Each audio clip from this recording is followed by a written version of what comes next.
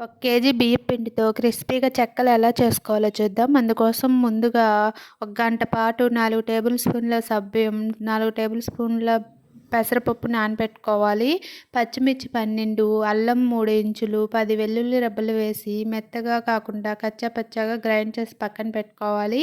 పొడి బియ్యపు పిండి తీసుకున్నాను. అందులో రుచికి సరిపడా సాల్ట్ వేసుకొని అరకప్పు వరకు వెన్నపూస వేసుకొని బాగా కలుపుకోవాలి. ఇది బాగా కలుపుకున్న తర్వాత అందులో 1.5 టేబుల్ స్పూన్ జీలకర్ర వేసుకోవాలి. కచ్చాపచ్చాగా చేసుకున్న పచ్చిమిర్చి పేస్ట్‌ని కూడా వేసుకోవాలి. ముందుగా నానబెట్టుకున్న పప్పును నీళ్ళతో సహా వేసుకొని అందులో కట్ చేసి పెట్టుకున్న కరివేపాకును 3/4 కప్పు వరకు వేసుకొని బాగా వేడిగా ఉన్న నీళ్లు పోసుకొని చపాతీ పిండిలాగా కలుపుకోవాలి.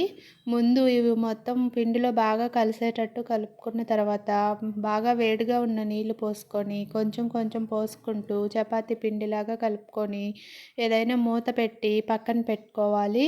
ఇవి ఒత్తుకునేందుకు ప్లాస్టిక్ కవర్ మీద ఆయిల్ పూసుకొని చిన్న బాల్స్ లాగా పిండి చేసుకొని బాల్స్ పెట్టుకొని పైన కవర్ వేసుకొని గ్లాస్‌తో గానీ, బాక్స్ గిన్నెతో గానీ ఫ్లాట్‌గా ఒత్తుకోవాలి. వీడియోలో చూపించిన విధంగా ఒత్తుకొని పక్కన పెట్టుకోవాలి. ఒక్కరే చేస్తున్నట్టయితే ఈ విధంగా చేస్తే చాలా ఈజీగా వస్తాయి. స్టవ్ మీద బాండీలో ఆయిల్ వేసుకొని బాగా వేడెక్కనివ్వాలి.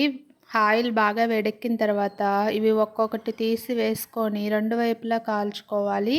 ఇవి కొంచెం బాగా బ్రౌన్ కలర్ వచ్చేంత వరకు వేయించుకొని తీసుకుంటే చెక్కలు చాలా క్రిస్పీగా వస్తాయి. ఈ వీడియో నచ్చితే ప్లీజ్ సబ్స్క్రైబ్ చేసుకోండి, లైక్ చేయండి, షేర్ చేయండి, కామెంట్ చేయండి. Thanks for watching.